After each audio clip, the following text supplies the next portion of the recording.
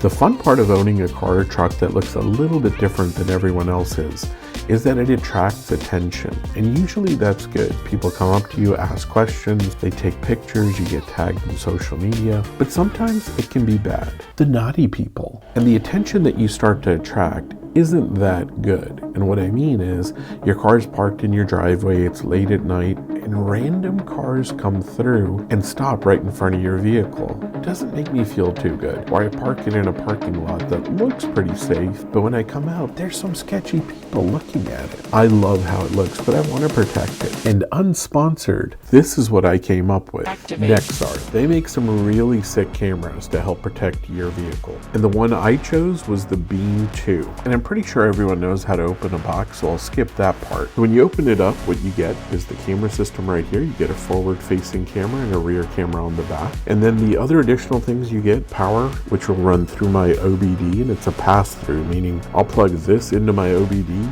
port, and then a dealer or anyone else can also plug in their scanner into the port itself, into the back of this plug. Perfecto. They also give you some mounting hardware, and they give you a tool to help you hide the wiring right under your trim. It's got 24/7 connectivity, and it texts me alerts and things like that. And that comes with a prepaid subscription that I paid for annually.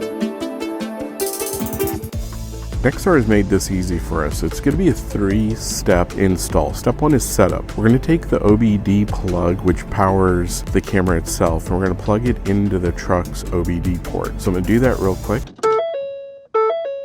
So all I've done is plugged it into the OBD port down here. And then I kind of hid the cable a little bit. Just meantime, I ran the wire up here. And now we'll get on with setting up the app.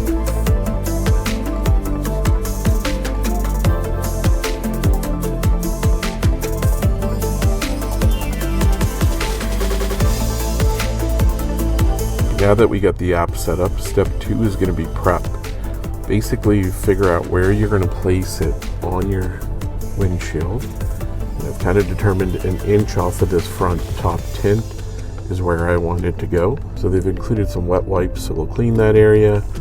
And then they've included this clear die cut kind of template that'll go between the camera and the glass itself, and that'll kind of keep everything in place. So we're going to go ahead and do that. Gone ahead and completed that. Now we're going to move on to step 3, which is install. All right, install done, and hit all the wiring. Can't see anything. It comes down, goes straight down, plugs right into the OBD. And I think it looks pretty good. All right, so there was obviously a couple of reasons I wanted to get the camera for the truck. First being, now that I've done things to the truck to modify it, it gets a lot more attention. Let's keep an eye on it 24/7. The second reason is that I live in a neighborhood where there's a lot of kids that like to play baseball, and they're not really good at it at all. Like, shockingly bad. We live in a court, and they set up home base right there, which would make first base kind of right in front of my driveway, making the truck the stands behind first base. Now, these kids consistently cannot hit it straight, but they consistently hit it into the stands behind first base. My truck's just catching a bunch of heat. But now that I think about it, maybe the best security for the truck would be to pay for these kids to get baseball lessons so they could get better. I don't know why they don't give it up. It's spring break and summer's coming up, so it's going to be non-stop baseball in the court. At least now, I can keep an eye on it.